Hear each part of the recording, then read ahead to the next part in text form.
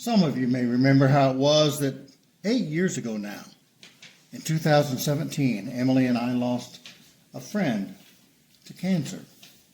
Memo Morales, who was one of my godsons in Houston.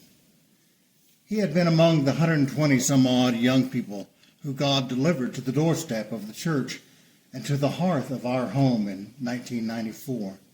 The first of which was Charles Hamilton, who literally rang our doorbell and when we answered asked, "Can I come to your church?"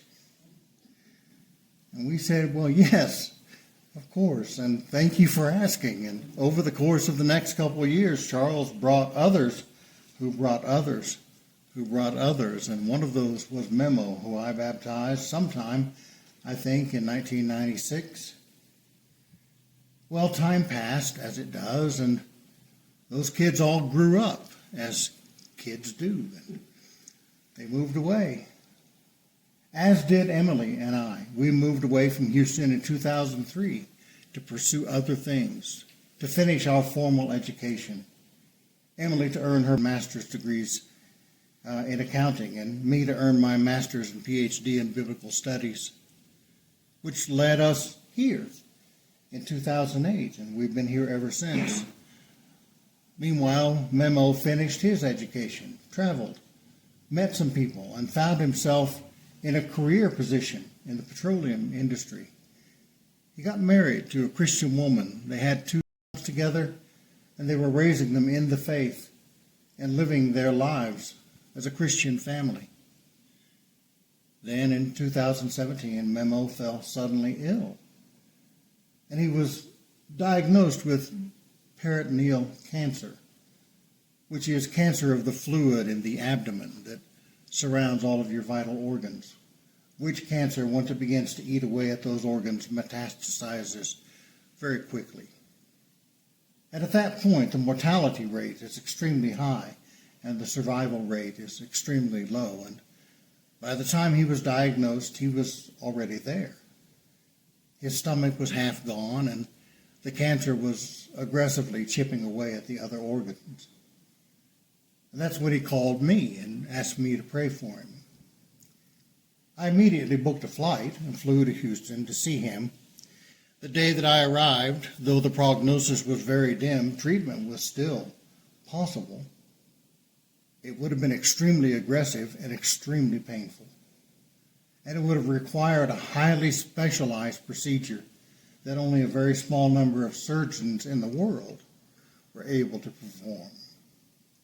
And the waters of Hurricane Harvey were still receding. The city of Houston was in a state of emergency. Some parts of the city were still underwater.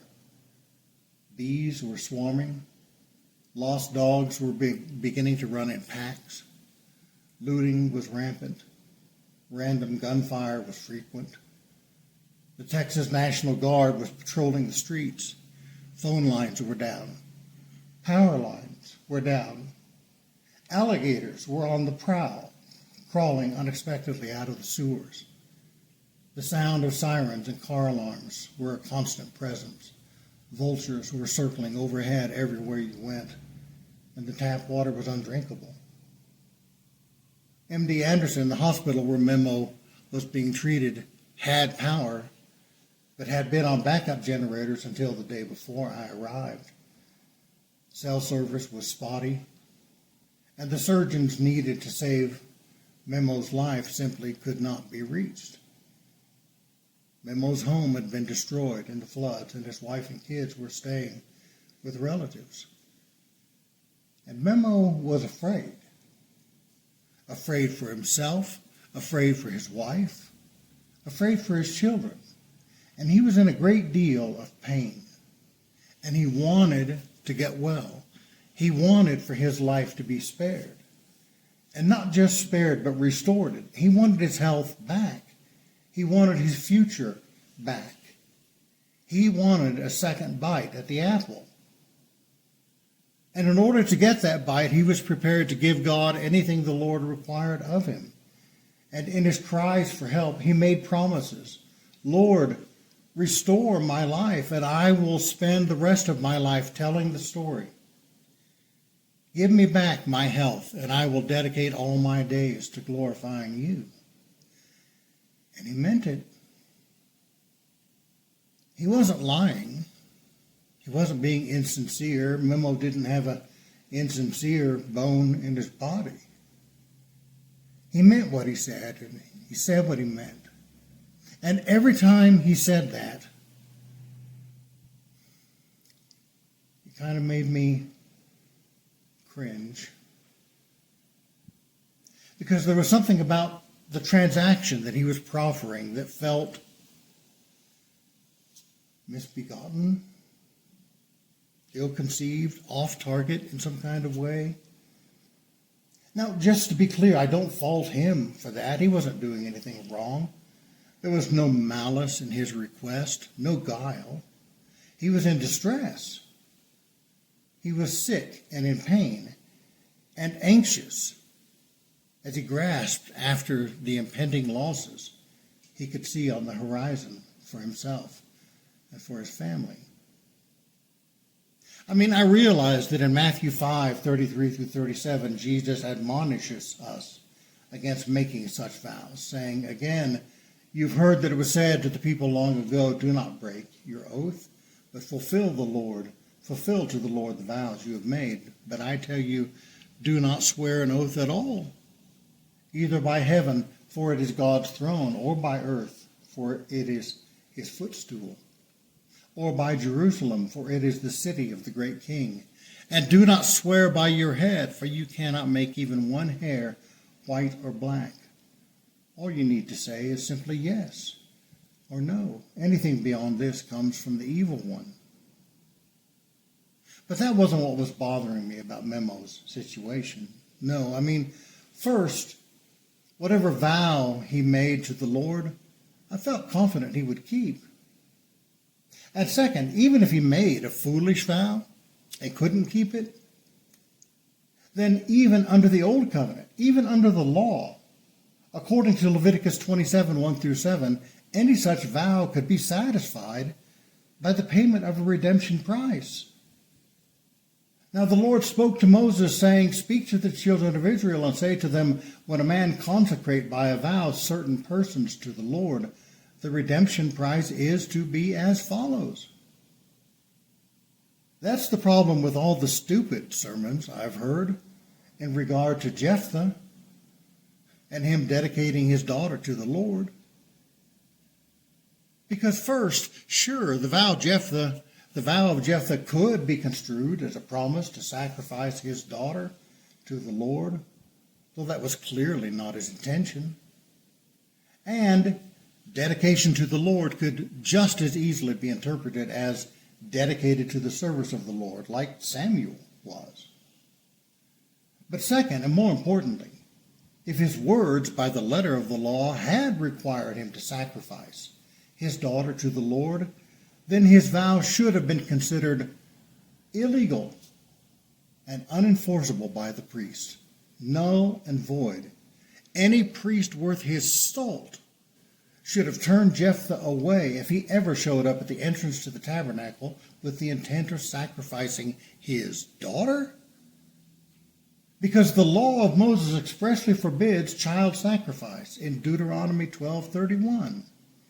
You shall not worship the Lord your God in that way, for every abominable thing that the Lord hates they have done for their gods, for they even burn their sons and their daughters in the fire to their gods. And third, because the law itself makes provisions for vows made in haste. And according to Leviticus 27:5, all Jephthah would have had to have done to have spared his daughter's life would have been to present himself at the tabernacle, repent of his vow, and pay a redemption price of 10 shekels for her. Full stop. So no, I wasn't concerned at the vows Memo was making on his deathbed as he attempted to bargain with God for better health and a longer life and more time with his family. The reason why his vows gave me pause was not because he might be required to keep them or that he might fail to keep them, The reason why his vows seemed misappointed to me was because the things that he was promising to God already belonged to God.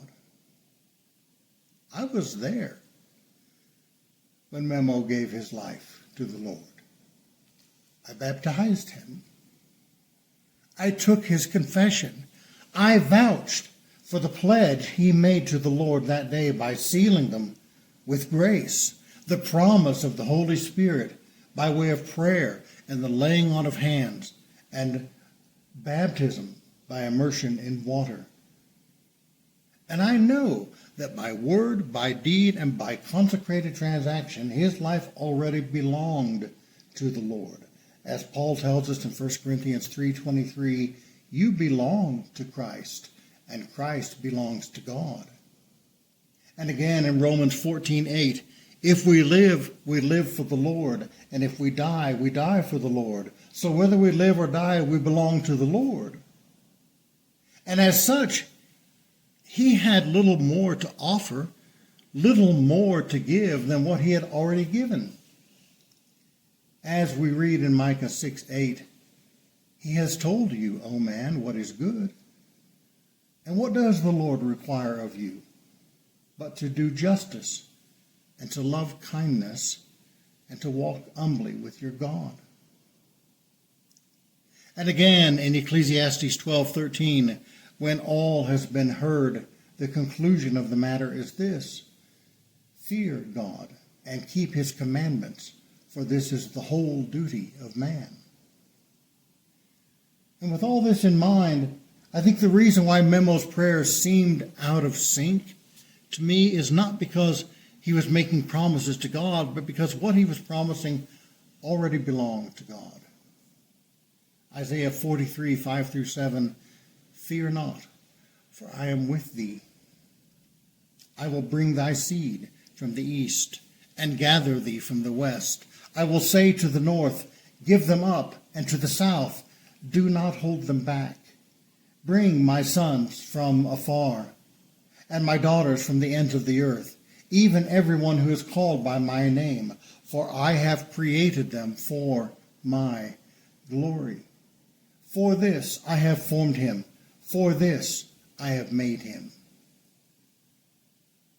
God had created Memo for his glory, and he was using him for his glory, just as he created all of us, and he is using all of us for his glory. Now, I don't know how glory is measured, and I don't know how God determines when and how to harvest the glory that each of us has produced. I can't do that kind of math. It's simply beyond me. As we're told in Isaiah 55:8-9, for my thoughts are not your thoughts, neither are your ways my ways, declares the Lord. As the heavens are higher than the earth, so are my ways higher than your ways, and my thoughts higher than your thoughts. I don't know how. By what standard, by what measure God calculates the worth of a person's life in terms of glory output, or how God weighs us on the scales and determines at what point you or me or anyone reaches maximum yield. How God determines the point in your life at which your field is ripe for harvest, and you have produced absolutely every bit as much glory as you're ever going to produce, and he decides that leaving you on the vine is no longer the best thing for you or for the vine, that it's time to harvest you, that the time has come for you to die. That sort of determination is far above my pay grade. That is the bailiwick of the master actuary, and his alone. But when each of us reaches that point in our lives, many of us, I think, will be inclined to ask for a second bite at the apple.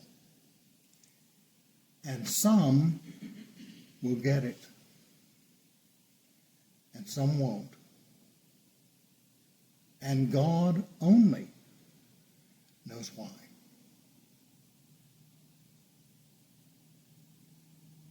As Solomon tells us in Ecclesiastes 3, 1 through 8, there is a time for everything, and a season for every activity under the heavens, a time to be born and a time to die, a time to plant and a time to uproot, a time to kill and a time to heal, a time to tear down and a time to build, a time to weep and a time to laugh, a time to mourn and a time to dance, a time to scatter stones and a time to gather them, a time to embrace and a time to refrain from embracing, a time to search and a time to give up, a time to keep and a time to throw away, a time to tear and a time to mend, a time to be silent and a time to speak, a time to love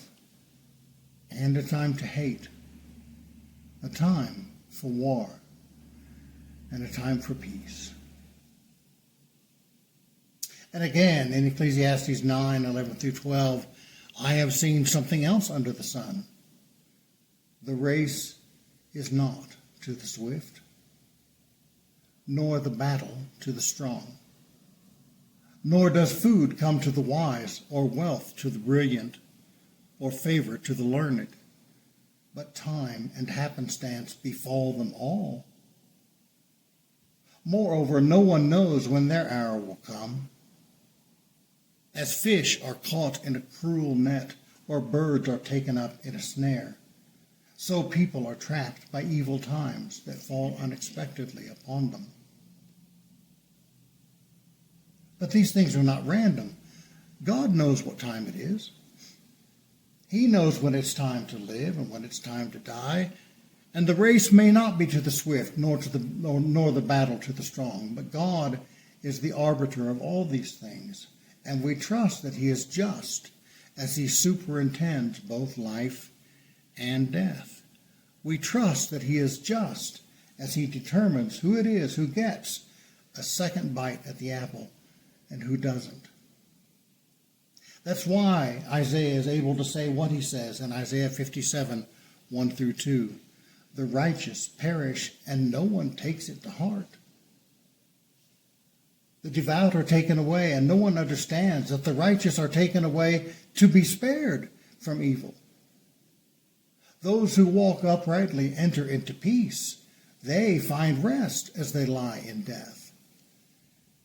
And that's why the psalmist is able to say what he says in Psalm 49, 10 through 15. It is plain to see that the wise and the foolish perish alike.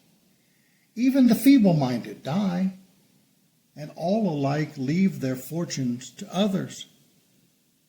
So does the inner being live on, housed in eternity? Or are we immortalized through the earthly continuation of our namesake? Did Adam prevail on account of his prestige? No. He died in the flood right along with the animals. Such is the fate of the self-satisfied. They remain content with themselves right up to the end. Like sheep following the shepherd of death, they descend into the sheepfold of Sheol, where they graze on decay and corruption. Then, when the great morning comes, they make no appearance because they've made themselves at home in Sheol. But God will redeem my life, snatch me from the clutches of Sheol, and welcome me into his presence. Beloved, God determines who gets the get out of Sheol free card. And he makes those determinations according to the good pleasure of his will, and according to a calculus that makes sense to him, according to a formulation that adds up in his mind. which is exactly why Dorcas, also known as Tabitha, got a second bite at the apple. Not because of anything that she did, and not because of anything she was going to do. Not because of anything she asked for, and not because of anything she promised to do, but because of God's sense of mercy, because of God's sense of compassion, because of God's sense of justice. As we read in Romans 9:14 through 16, what then shall we say? Is God unjust? Not at all. For he says to Moses, I will have mercy on whom I will have mercy, and I will have compassion on whom I will have compassion. It does not, therefore, depend on human desire or effort, but on God's mercy. That, as I understand the matter, is what is at play in today's text as we continue with our journey through the book of Acts, picking up now with Acts 9:36 through 43. In Joppa there was a disciple named Tabitha. In Greek, her name is Dorcas. She was always doing good and helping the poor. About that time she became sick and died, and her body was washed and placed in an upper room. Lydda was near Joppa. So when the disciples heard that Peter was in Lydda, they sent 2 men to him and urged him, Please come at once. Peter went with them, and when he arrived, he was taken upstairs to the room. All the widows stood around him, crying, and showing him the robes and other clothing that Dorcas had made while she was still with them. Peter sent them all out of the room. Then he got down on his knees and prayed. Turning toward the dead woman, he said, Tabitha, get up. She opened her eyes, and seeing Peter, she sat up. He took her by the hand and helped her to her feet. Then he called for the believers, especially the widows, and presented her to them alive. This became known all over Joppa, and many people believed in the Lord. Peter stayed in Joppa for some time with a tanner named Simon. Dorcas wasn't an apostle like Junius. She wasn't an evangelist like Priscilla. She wasn't a prophetess like Anna. She wasn't a deaconess like Phoebe. She wasn't a woman of means like Joanna or Susanna. She wasn't a community leader like Mary Magdalene. She wasn't a businesswoman like Lydia. She was a widow, a seamstress, a woman of modest means who rented a room from Simon the tanner, who made clothes, and who made a habit of being kind to others, doing good, and helping the poor. And when she got sick and was dying, there's no indication that she made anything of it. She didn't call for a vigil of any kind. She didn't ask for her life to be prolonged. She had no expectation of being healed, as far as we know. She did not protest that her life was being taken from her, and she certainly did not ask for a do-over. She did not ask for a second bite at the apple. But she got one. Her fellow Christians, her fellow disciples, her friends and neighbors, her landlord, the people she had touched, the people she had helped, the people who wore the clothing that she had made, heard that Peter was nearby, and they sent for him, and Peter came. And when he arrived, he did exactly as his rabbi, Jesus of Nazareth, had done when he was called to the bedside of Talitha, the daughter of Jairus. I don't know if you noticed that, the similarity between what Peter did here and what Jesus did in Capernaum when he was called to the house of Jairus. But Peter followed the Lord's example to a T. And just as Jesus had said, as it would be pronounced, just as Jesus had said, Talitha cum, Peter had said, Tabitha cum. And just as Talitha had risen from her bed alive and well, Tabitha, Dorcas, arose from her bed alive and well. And then,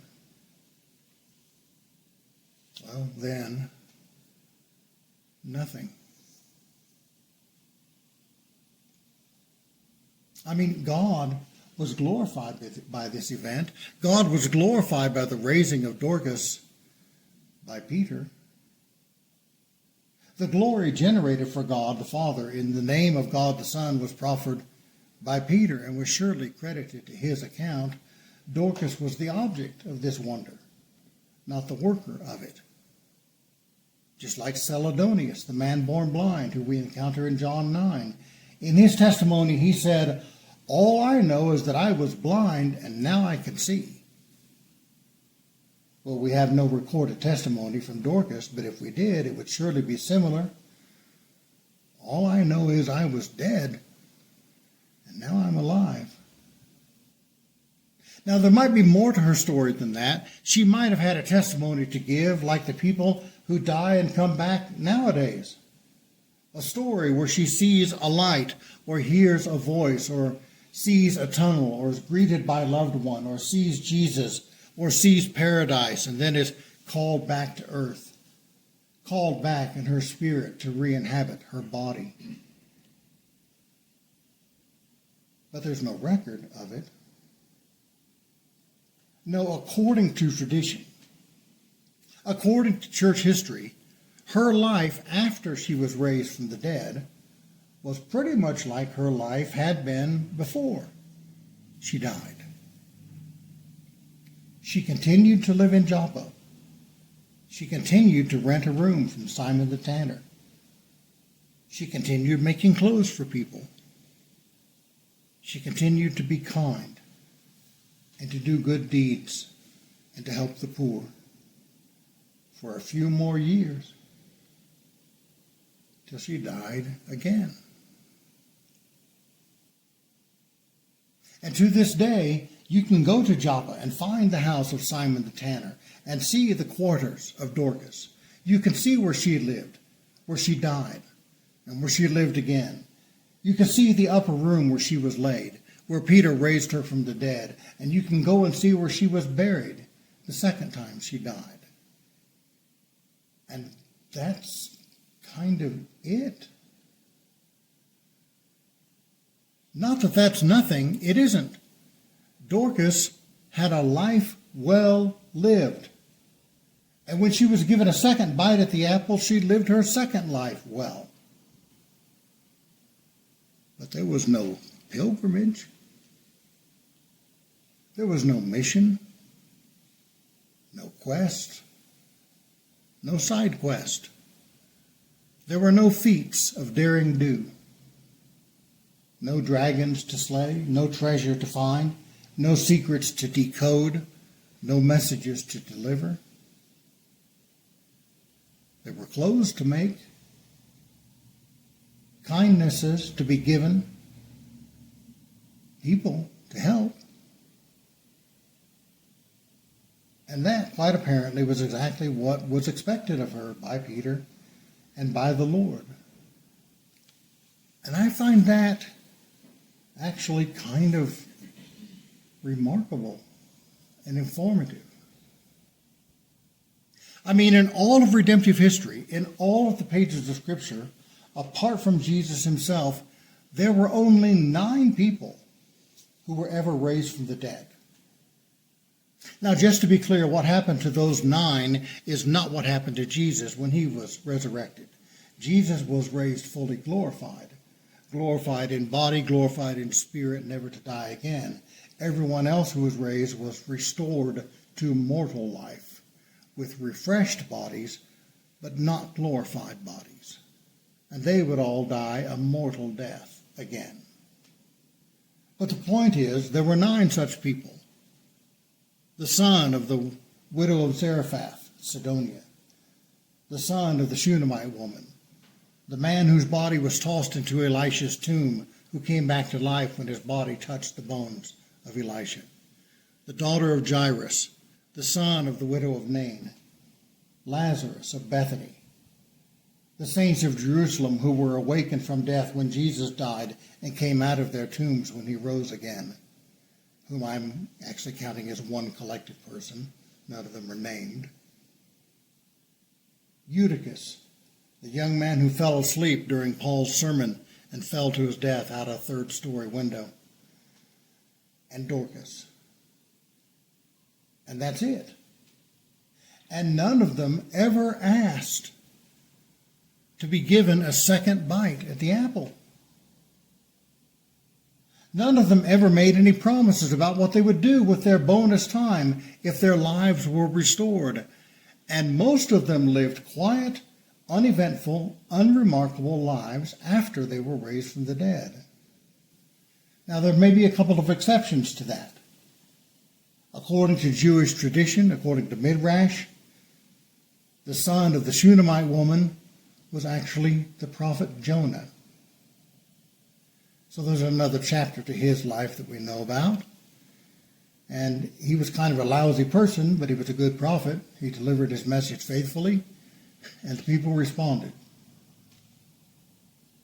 And, according to church history, Lazarus, who was under threat of death, according to the Bible, there was a plot to kill Lazarus after he was raised from the dead. Lazarus fled for his life, away from Jerusalem, went to Cyprus, became the bishop of Kition. And according to church history, he was dour and kind of depressed for the remainder of his life. He was terribly concerned for the lost. He never smiled again. He was too concerned for every lost person that he saw. But apart from that, most people lived their lives after they were raised from the dead as they had before they were raised. So what's the takeaway from that? Well, if you ever get a second lease on life, if you ever get a second bite at the apple, you might have a bucket list. You might have a big, long list of things you'd like to do before you die. Or, if you follow the example of those who've gone before you, you could simply remember Micah 6:8. He has told you, O man, what is good, and what does the Lord require of you? But to do justice, and to love kindness, and to walk humbly with your God. In Ecclesiastes 12:13, when all has been heard, the conclusion of the matter is this: fear God and keep his commandments, for this is the whole duty of man. That's my lesson for today.